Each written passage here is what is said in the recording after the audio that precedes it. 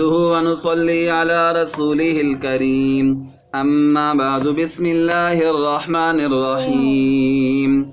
وفي رواية ألم أخبر أنك تصوم النهار وتقوم الليل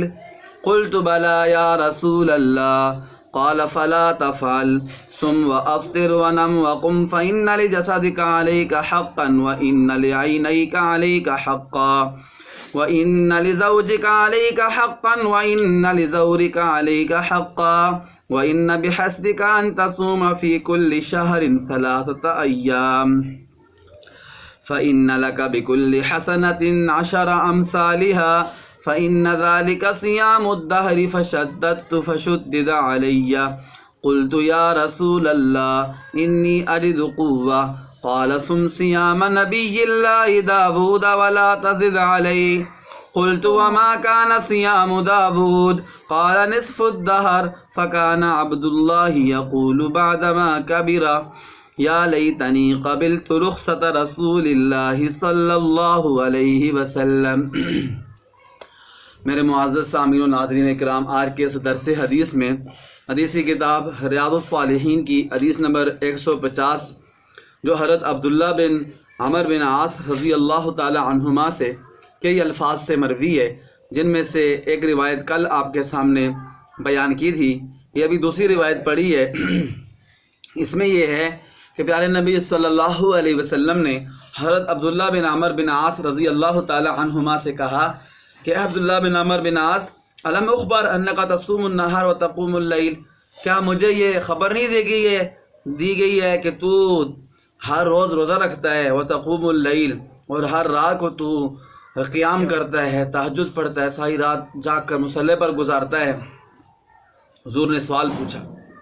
تو حضرت عبداللہ بن عمر کہتے ہیں قلت بلا یا رسول اللہ، جی ہاں اللہ کے رسول، جو آپ کو خبر پہنچی ہے یہ سچی ہے، ایسے ہی ہے، میں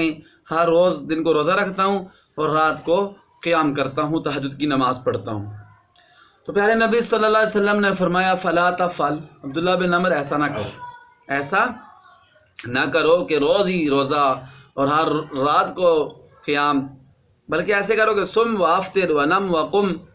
روزہ بھی رکھو اور روزہ نہ بھی رکھو، ونم وقم، رات کو سو بھی اور پھر اٹھ کے قیام بھی کرو، تہجد بھی پڑھو۔ فَإِنَّ لِجَسَدِكَ عَلَيْكَ حَقًّا، تیرے جسم کا بھی تجھ پر حق ہے کہ اس کو بھی کچھ آرام دو۔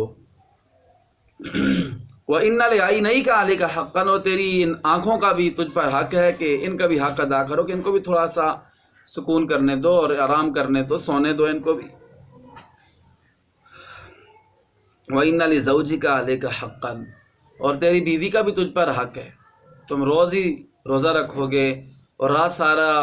مصلی پر گزارو گے تو بیوی کے حقوق کیسے ادا کرو، اس کے حقوق بھی ادا کرو، حسن معاشرت اس کے ساتھ اچھا سلوک کرو، اس کے بھی حقوق ادا کرو۔ وَإِنَّ لِزَوْرِكَ عَلَيْكَ حَقًّا، اور تیرے مہمان کا بھی تجھ پر حق ہے، تم روز ہی روزہ رکھتے ہو، کوئی مہمان آ جائے تو اس کے ساتھ پھر کیسے تم کھانے میں شامل ہوگے، تمہارا روزہ ہوگا۔ جیسے پہلی روایت میں آیا تھا کہ سلمان فارسی رضی اللہ تعالیٰ عنہ حضرت ابو دردہ رضی اللہ تعالیٰ عنہ کے پاس مہمان ہو تو ان کا روزہ تھا، تو انہوں نے کہا جی کھانا کھائیں، ابو دردہ نے کہا سلمان کو، سلمان رضی اللہ تعالیٰ عنہ فرمایا ما انا بآکل حتی تاکل،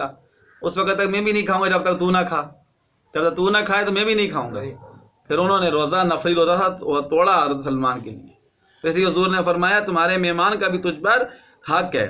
وَإِنَّ بِحَسْبِكَ أَن تَصُومَ فِي كُلِّ شَهْرٍ، حضور نے فرمایا یہ کافی ہے کہ ہر مہینے میں تم صرف 3 روزے رکھ لو۔ کتنے روزے رکھ لو؟ 3 روزے رکھ لو،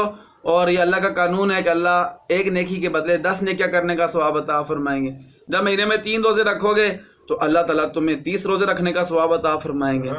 فَإِنَّ ذَلِكَ صِيَامُ الدَّهْرِ، یہ ایسا ہو جائے گا کہ سارا زمانہ تم نے روزے رکھے، ساری زندگی تم نے روزے رکھے۔ فَشَدَّدْتُ فَشُدِّدَ عَلَيَّ، عبداللہ بن عمر فرماتے ہیں میں بھی تشدد کرتا گیا، میں اللہ کے نبی کہتا تھا کہ اور ہی میری طاقت ہے، اور ہی میری طاقت ہے، اللہ کے نبی پھر اور بتا دے کہ ٹھیک ہے پھر ایسے کر لو، پھر ایسے کر لو۔ اللہ اکبر، قلت یا رسول اللہ انی اجد قوہ، کہتے ہیں میں نے کہا اللہ کے رسول میں تو طاقت رکھتا ہوں، میں تو زیادہ روزے رکھنے کی طاقت رکھتا ہوں۔ تو حضور نے فرمایا ایسے کرو پھر صم صیام نبی اللہ داؤد، اللہ کے نبی داؤد علیہ السلام جیسے روزے رکھتے تھے ویسے روزے رکھو۔ تو عبداللہ بن عمر کہتے ہیں میں نے پوچھا اللہ کے نبی وما کان صیام داؤد، اور داؤد علیہ السلام کے روزے کیسے ہوتے تھے؟ تو حضور نے فرمایا نصف الدہر، آدھا زمانہ۔ آدھا زمانہ کا مطلب یہ ایک دن روزہ رکھتے تھے اور ایک دن نہیں رکھتے تھے۔ تم بھی ایسا کرو، ایک دن روزہ رکھو اور ایک دن نہ رکھو۔ فکان عبداللہ یقول بعد ما کبر، جب عبداللہ بن عمر بڑے ہو گئے، بوڑھے ہو گئے، بڑی عمر کے ہو گئے، تو اس وقت کہا کرتے تھے یا لیتنی قبلت رخصت رسول اللہ صلی اللہ علیہ وسلم، کاش کہ میں اس وقت اللہ کے نبی جو مجھے رخصت دے رہے تھے کہ مہینے میں صرف 3 روزے رکھ لو، کاش میں اس کو قبول کر لیتا اور آج مجھے اتنی مشکل نہ ہوتی۔ اس لیے کہ جب انسان جوان ہوتا ہے اس میں قوت ہوتی ہے، وہ پیاس بھی برداشت کر سکتا ہے، بھوک بھی برداشت کر سکتا ہے، لیکن جب بوڑھا ہو جائے، کمزور ہو جاتا ہے جسم، تو پھر مشکل ہو جاتا ہے۔ تو یہ حدیث پاک سے ہمیں کیا سبق ملتا ہے کہ ہمیں عبادت میں اعتدال کا راستہ اختیار کرنا چاہیے۔ جو خاص کر نفلی عبادت ہے اس میں ایسا طریقہ اپنانا چاہیے کہ ساری زندگی موت تک بندہ وہ عبادت کر سکے۔ اللہ تعالیٰ عمل کی توفیق عطا فرمائے۔ وآخر دعوانا الحمدللہ رب العالمین۔ ربنا تقبل منا انك انت السميع العليم وتب علينا يا مولانا انك انت التواب الرحيم۔ یا اللہ ہماری حاضر